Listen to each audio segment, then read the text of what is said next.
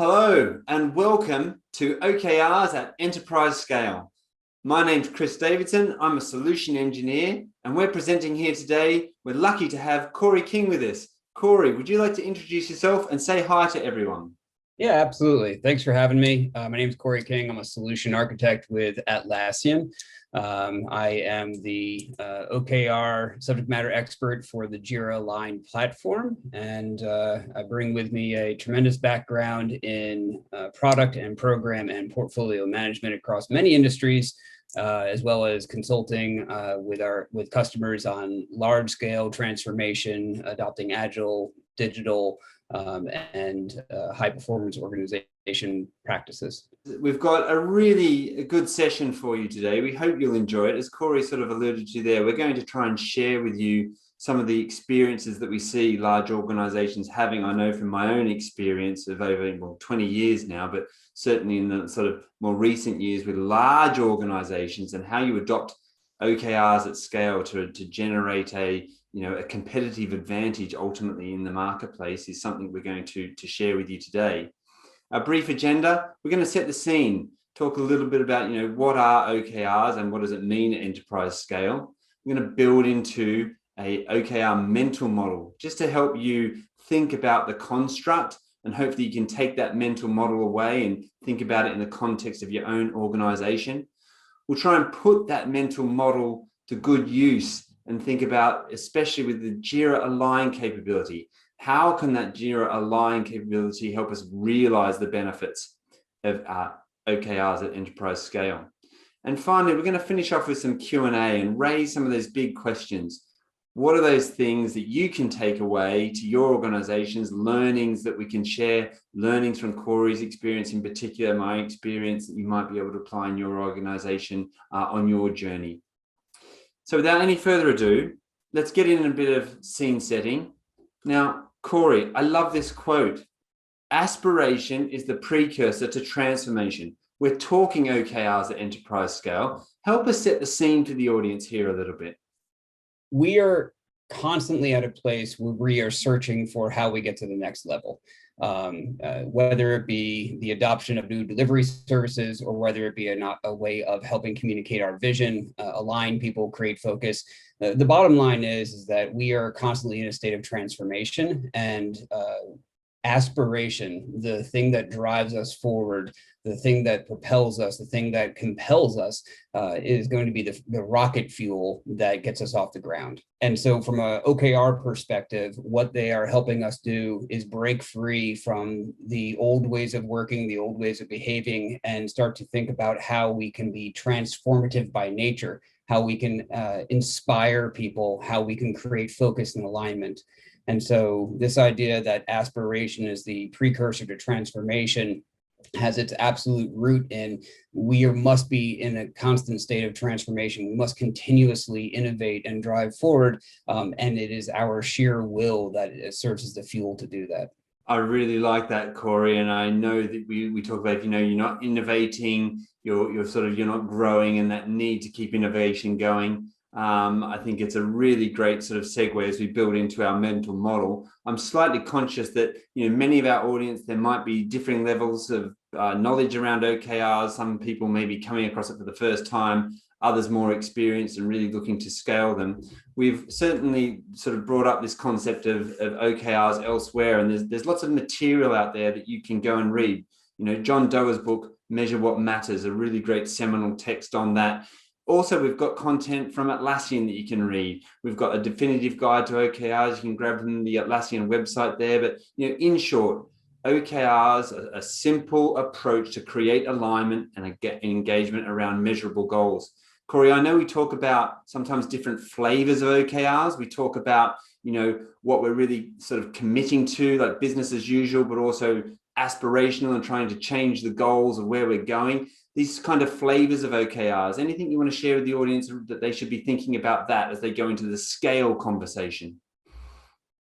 Yeah, absolutely. To kind of reiterate what you were mentioning, there's a tremendous amount of information out there. And what you just shared around John Doerr and Philippe Castro and the Atlassian materials, all of it has some fantastic advice. I think the common thread that runs through all of those, tying back to what you just asked, is really the idea is there's two large buckets of OKR work, right? The things that we absolutely are committed to delivering, the things that keep our business moving forward, the promises we've made to our customers, whether that be delivering new functionality or meeting our service level or organization level agreements or things of that nature.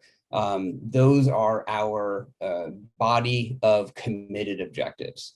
The things that are going to take us to the next level, the game changers, the disruptors, those are our aspirational or stretch OKRs. And then the other items, and you use the term there, and I want to be really clear about this from the very beginning, which is business as usual work has absolutely no place being associated with OKRs, right? And that is critically important. As we talk a little bit more, I know we're going to get into that, and we'll talk about the why and the how of that. But the two flavors, if you will, of OKRs really boil down to committed work and aspirational. And to your point, they should be ambitious. They should be motivational. We should really give people a sense of purpose. I think about what Daniel Pink described as the ideal working environment, where we are creating a culture that mastery, autonomy, and purpose are really the things that drive people forward, that make them bring their best selves to work and deliver the best value to the organization, right? And that ties back to that really powerful comment you just made about, you must continue to innovate or you will die.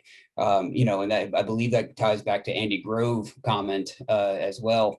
But if we're looking for a way to help transform ourselves, and I use transform not in the sense of like we're adopting agile or we are becoming digital, but in the idea of where we are today is not going to get us to where we need to be tomorrow. If we're looking at breaking free of that mold, then OKRs provide us with a tremendous opportunity to do so by creating focus, creating alignment, enabling us to commit to what matters most, making that work visible, tracking it, and delivering on that value collaboratively.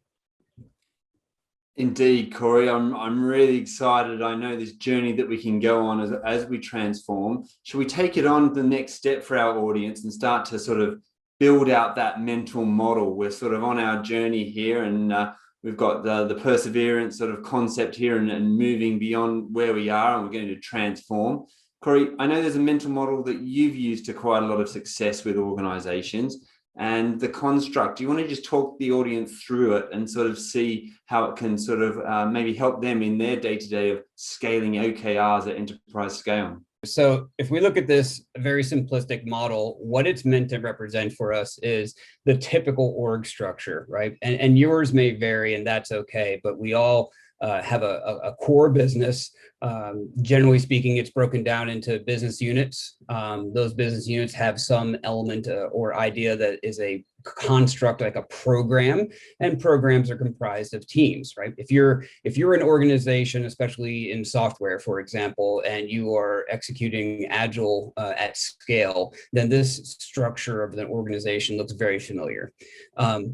From the perspective of work items on our far right, we have this idea of discrete work items that act as parent-child and connect big ideas all the way down to where the rubber meets the road and the work's actually being done. All right. And then in the center here, we have this idea of strategy objects, goals, and key results that are at the enterprise level, that are big picture, long lasting. They get funding and they really set the vision without being too prescriptive or hemming people in. Right. And then beneath that, we have our objectives at each portion of or each tier of the organization. Right. So when we look at this, one of the key things to think about is the difference between OKRs and the old school management by objectives. The reason that management by objectives didn't work tremendously well in comparison to OKRs is because it was very top heavy. We imposed our vision of where we were going on other people. It wasn't collaborative.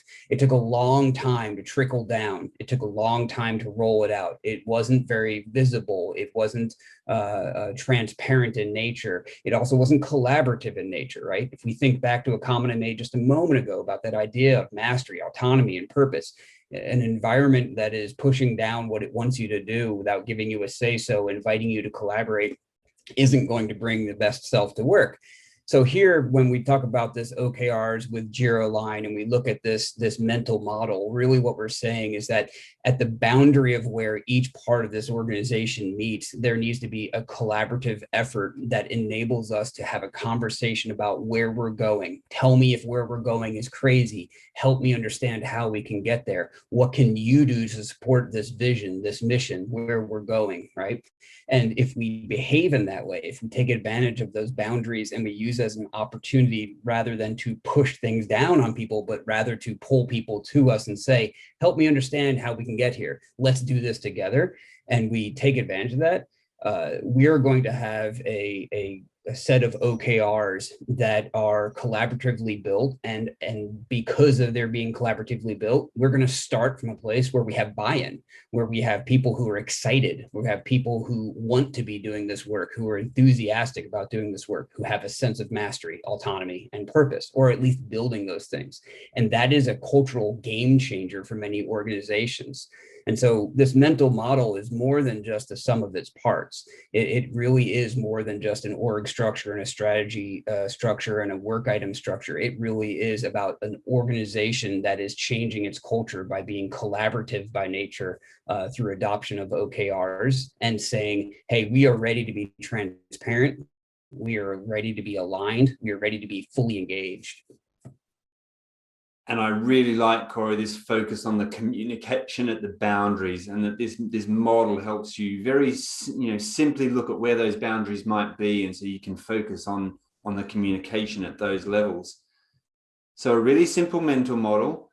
Let's put it into a bit of use. Let's go a step further, thinking about how can JIRA Align capability actually help us realize this mental model in action. I love this picture actually, because it's sort of, you think about organizations at scale, you think about distribution, even ways of working, communication. It's such a constant challenge to keep it flowing and to keep information that's, valid at the time that it's needed. And then this picture reminds me of a large organization working at scale. So we've heard from Corey a lot on the boundaries and communication. Should we step through just a couple of ways that JIRA Align can help you achieve this communication at the boundary and achieve the benefits of OKRs at enterprise scale?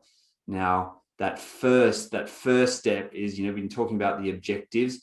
What have we got here, Corey? I really like this view because it's one I hear from my customers a lot, which is, how do I see that connection from strategy to execution? How do I see from, a team level, how my work is contributing to the outcome of the organization? The objective big picture. What's your thoughts on this view, and what's it helping people do in terms of OKRs at enterprise scale, Corey? So I hear the same things from my customers as well, and that I think that is a universal truth, right? We really want to understand what's going on in our organization, what we have deemed to be the most important. JIRA Align has a tremendous amount of functionality within it in the OKR space that enables not just the ability to collaborate, but and to visualize, but really to drive some significant change.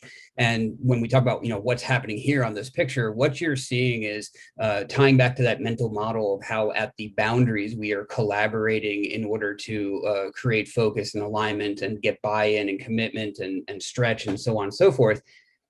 We use what is referred to as the objective tree inside of JIRA Align to start to build out that vision of where we're going and the objectives and their key results in the system as we elaborate on those objectives, right? At my objectives at the highest level here, I build out and I collaboratively design the key results with the layer beneath at that boundary. And as I do so, we are elaborating it together. We are capturing that big picture. We are agreeing and aligning, and my key results become the next tier's high level objectives, right? And from the very beginning, we have that sense of buy-in and commitment to them. The other thing is that we're taking something that is generally speaking ethereal, a big picture idea of something we want to do and a place we want to go, and we're actually making it tangible. We're putting it on a page, we're giving it names, we're associating people who own it, and we're creating key results, and we're putting dates around it, and we're creating language around it that really helps us understand where we're going and what we're doing, right? And in doing so, we're also making connections.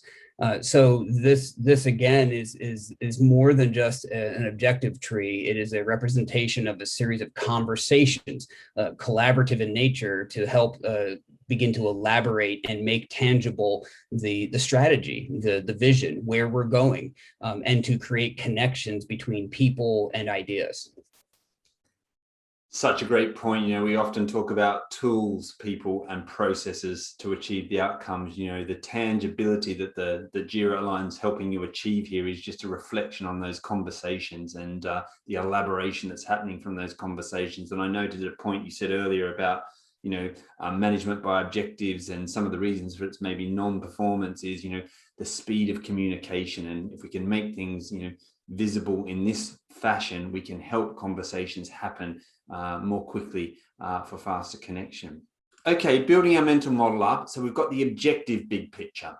How do we start to bring it together, Corey? I know often we saw on the objectives there, we're talking about measuring the outcomes, but we spoke about BAU work and other types of work. So where's this? We've got this roadmap big picture. Number of ways this can help us really manage OKRs at scale as well. Some thoughts on the benefits that JIRA Align can bring here in terms of managing OKRs at enterprise scale? Absolutely. So, the last view we had was a snapshot of our vision, our goals, our objectives, our key results, and what's missing there is, okay, now show me what we're doing to actually make those things happen. Large organizations have a lot going on, and to your point, they have a lot of different things that they need to prioritize.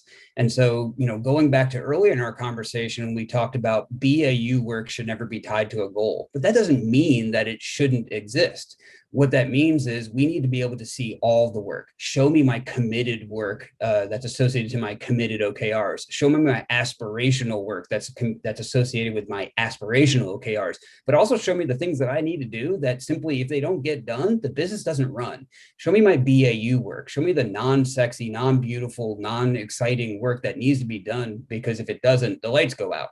Right. And so we need the ability to, first and foremost, translate something that is somewhat ethereal, a vision, a goal, an objective, and connect it to work items that we can say, oh, we're going to prioritize this for the upcoming release, or in this sprint, or this team's going to work on that. And we need a way to be able to visualize that. Right. And so here, what we're looking at is a snapshot of a roadmap of actual work items, epics and features and stories, and the teams and the time boxes that are going to be associated with those things.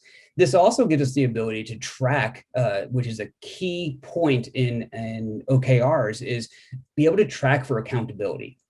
Right? That's one of the John Doerr superpowers for OKRs, is we need to be able to track for accountability. And it's one thing to have a picture of our tree of objectives. It's another thing to have a picture of the roadmap of the work that we're doing, all the work that we're doing, and be able to understand where we are with that work in relation to the OKRs that we're executing, right? It creates a holistic picture. It creates a holistic picture when we include the reality that it is people, work, and time, right? We need to be able to see all the different dimensions that are at play when we're executing. And so when I look at the picture, like the big roadmap here, I get excited because it's no longer just an idea from an objectives tree. It is now actual work and people and time, and it's being executed. And it gives me the ability to check in with my folks and talk about, how are things going? Where do you need help? Is this still the best use of our time, right? Are we complete? and so on and so forth, all of which are things that we should be talking about during our check-ins, and all of which are things that help us evaluate where we are metrics-wise when we're doing those check-ins. Corey, this concept of the check-ins, I think, from my experience, I see so many organizations in the early stages of OKR adoption at enterprise scale. And, it might happen on a quarterly event, but often the OKRs, they might be presented once and then not looked at again. They're not necessarily living objects, or certainly a team member does not know where to see them or find them, or can't, regularly feel that they are connected to them. It really raises a great topic of, we've got it as, you mentioned it, that superpower, that track for accountability. And on the screen here now for the audience, we're just bringing up a couple of views. I think, Corey, your point about the connection to the work, you mentioned people, work, and time. One of the things I really love about JIRA Align and the Atlassian product suite is how we can bring together both the aspiration of the objective and the work where it's happening. And so you can bring the two things together and you can track together. You don't have one part of the puzzle like the aspiration and the objective without knowing where the work is, and vice versa. And importantly, we can help you bring that together without manual effort, without extra effort. We're actually making it more seamless because of the product interconnection for you to have a strategy to execution view that's real. And Corey, I know we've got a view of the objective item on this screen, but we were talking about check-ins as well. But the audience can see that we're connecting actual work items to an objective. Do you like this view that we've got on the screen? Is this one of the views you use with your customers regularly, Corey? It is. If we kind of roll together all the views we were just talking about, customers want to see that the ideas that they have are being put into play. They want to see that they're being elaborated upon, connected to people, that there are measurable results. They want to see that it's being tied to work items and that those work items are being prioritized. They want to see the full body of work. And then they also want to see, as we get to this view you're sharing now, they want to see how things are going, right? And you're right, I hit on check-ins really hard in the last part of our conversation, but it's because they're crucial. And this view that you have on your screen, it shows a couple different elements. In the background there, we have this dashboard that shows the progress by objective. It's showing us a number of things. It's similar to a burn down chart, and it's showing us how much of our objectives have been complete and how many we have and where we're going and how we're doing, right? And that's great. Executives want a very simple to comprehend dashboard that gives them a quick hit and lets them know how things are going. As we come down from that level, we think about that mental model that you shared earlier, where we had enterprise and portfolio and program and teams. When we come down from the enterprise level, we are having much more granular conversations. We are checking in, whether it be individual or team or the whole program, whether it be bi-weekly or quarterly or a mid-cycle check-in. We are using the artifacts in the system and saying, let's look at what we originally intended to do. Let's see at the work items that we're executing to make those things come to fruition. And let's have a conversation about how that's going. Let's give it a score and see if we are doing great. Do we need more help? Are we blocked someplace and we need to raise the flag? Is this still the best use of our time? Using artifacts like this to be able to see big picture, but also go down to the small picture and check in and roll those scores up and inform the bigger picture dashboard is fantastic. And it really drives home the point of something that's crucial to OKRs, which is making them public, making them transparent, making it visible, right? This is important. If I think about the last view we were on, it's important in order for us to understand what we're focused on first and foremost, but it's also important for us to be able to raise risks and dependencies and conflicts, right? Things which we don't know unless we make them visible. And these kinds of views in the system facilitate a conversation that enable us to raise issues that might otherwise might not be known, right? And so just like with any other kind of work, we want to be able to check in. We want to be able to quickly ascertain how we're doing. We want to be able to have a really formulaic way to be able to say, this is where we are, this is where we're going, here's how we're doing, and be able to move forward and get back to work, right? And so for JIRA Align, the ability to use a number of different artifacts and views to track for accountability is very powerful for our customers. And Corey, one of the experiences that I've seen is that actually these check-ins and these types of views, you can incorporate them into your existing cadences. It doesn't have to be a separate new meeting or a separate new event. You know, there's many organizations out there at scale that are adopting sort of a QBR process, a quarterly review process, and you can bring this information into that session, and you can start to evolve how you actually use those sessions. And the beauty of this data that you're looking at here is that it's coming real time. It's coming from where the work is happening, and there hasn't been that processing in the middle or that time delay in the middle. So, you know, really a call out there to just say you can incorporate this sort of check-ins in your existing cadences and heartbeats. Okay, Corey, so we've covered a number of areas. We've really looked at the mental model. We've looked at sort of taking that mental model and how do we apply it. We looked at the objective big picture and that ability to elaborate. And by elaboration, you can have communication, particularly at the boundaries. We then went on and we looked at the roadmap big picture, that connection to work, all the dependencies, all the risks, all the things we need to take into consideration as we set out our vision and actually how we're going to achieve it. And then we finished off there thinking very much about that living nature, the check-ins, the ability to sort of pivot, persevere, have those conversations like, are we achieving the desired outcome, or do we need to respond? But, you know, stepping back for a moment and just finishing off here in this session today, if you, Corey, had like one or two big things that you would say to the audience as they go out on their journey for, OKRs at enterprise scale, what's sort of the first big thing that you would sort of recommend people to look at as they go and try and evolve their journey? Well, I love the comment you made a moment ago about synchronization. And when I think about the comment you made about, including some of these discussions about how are we doing on our OKRs as part of our quarterly business review, for example, I say, well, why isn't that the main focus, right?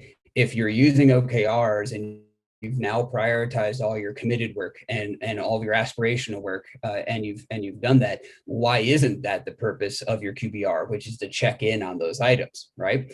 And so when you say that, I get excited, because really one of the big things that organizations need to think about is that their fiscal calendar, their OKR cycle, and their delivery schedule, they should be in cadence with each other. They should complement each other, right? Just like, to your point, if we're using our QBR check-ins to talk about OKRs as well, and I'm saying, no, that should be the QBR now, right? You should align your fiscal calendar, your OKR cycle, your delivery schedule, so that they are absolutely complementing one another. And you can take those existing sessions that you have to check in and report and so on and so forth, and you can now talk about specific things that are very focused, that are crucial to the organization, that you have a focus on, you have alignment on, you've got buy-in on, that you're tracking, you're reporting on, you've got metrics for, right?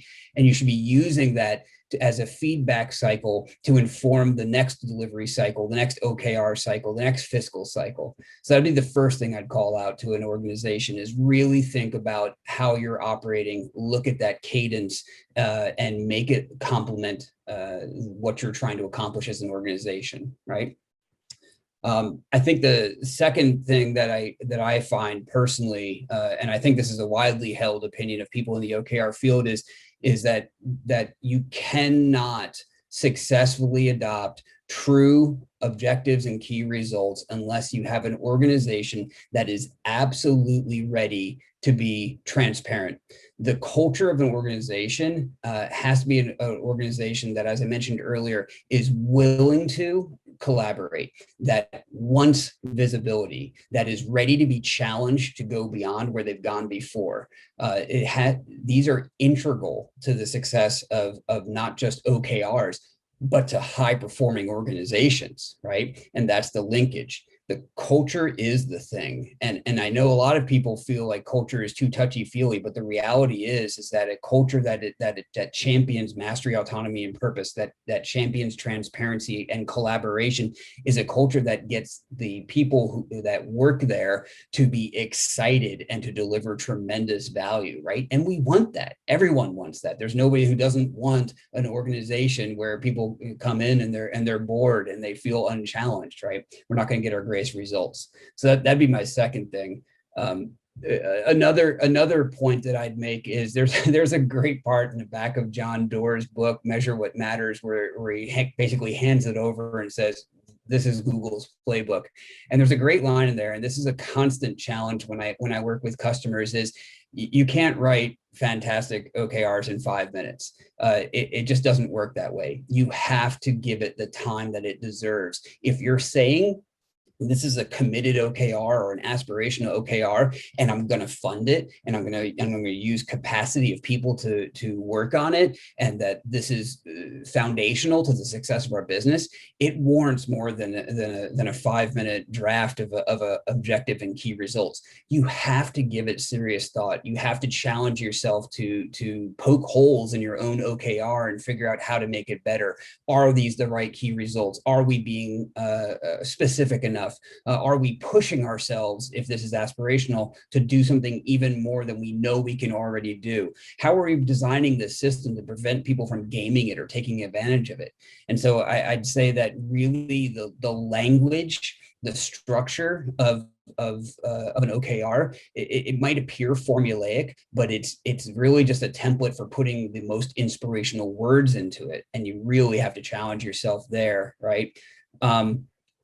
I think another strong point is it has been made numerous times during our conversation today, which is we have to become conversational, we have to become collaborative, and we have to be willing to be held accountable. Who's going to do this work? By when? Are we challenging ourselves to move faster? Are the right people engaged? Have we made it very clear that this is our number one priority and it's all hands on deck, and that this and not something else has our full attention, right?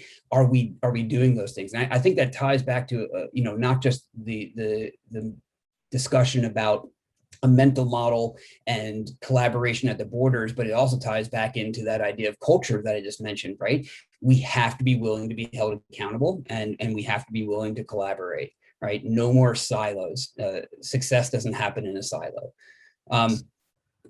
I think a couple other points that I'd make are we have to think about the fact that these things take time, right? You're not going to get OKRs or anything else you do right and perfect right out of the gate. We have to be willing to stumble a little bit and get better and get better and get better. If coming out of the gate we do it beautifully and flawlessly, I would be a little bit skeptical, right? I'd say, did we challenge ourselves enough? Did we put enough time and energy into actually crafting some great OKRs? Are we really pushing ourselves to do better, right? Did we align our meetings, as you mentioned, and our cadences, as I mentioned, right? Did we really do all the work necessary to become an objective-driven organization, right? And I think that, much like OKRs themselves, leads to another point, which is they're iterative by nature, right? Whatever your OKR cycle is, whether it's quarterly or annually or whatever that is, it's iterative by nature, and it requires a tremendous amount of effort, and it requires a tremendous amount of energy. But that's true of anything that's going to drive us to the next level. That's going to be disruptive by nature. That's going to challenge us and take us to the next level, right? Anything worth having, we have to work hard for, and we have to push ourselves for. So in my experience, those are really some of the big ticket items that are key to success from success factors. That's really fantastic. It's like synchronizing that calendar. Culture is critical, communication critical, effort. This is iterative. And we really hope that Atlassian and JIRA Align can help your organization on that journey of adopting OKRs at enterprise scale.